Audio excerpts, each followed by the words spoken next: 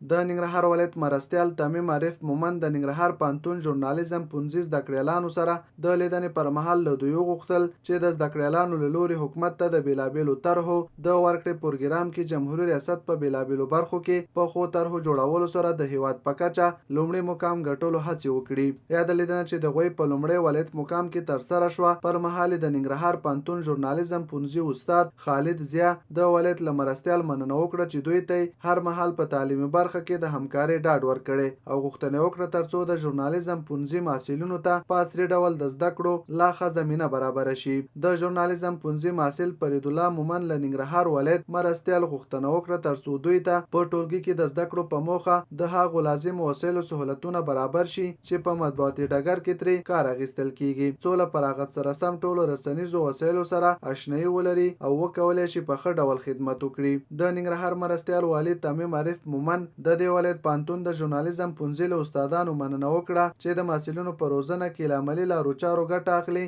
همداراز محصلینو د سپارښتنه وکړه ترڅو له شته کمو امکاناتو څخه په ګټې اخیستنې خپله تحصیلي دوره په ښه ډول بشپړه کړي او په راتلونکي کې ټولنې ته د یو وړ ژورنالیست او لیکوال په توګه خدمت وکړي. هغه همداراز محصلینو سره ژمنه وکړه چې ډېر ژر به ورته لیپټاپ، کمپیوټرونه، پراجیکټور او نور اړین درسي مواد چې باید پوهنځي کې ترې ګټه اخیستل کیږي سهولت برابر کړي. نوموړي له محصلینو غوښتل چې د نظام پیاوړتیا، امنیت تامین، ناوړه تبلیغاتو مخنیوي او د ولس او خلکو په عامه پوهاوي کې له حکومت سره همکاري وکړي.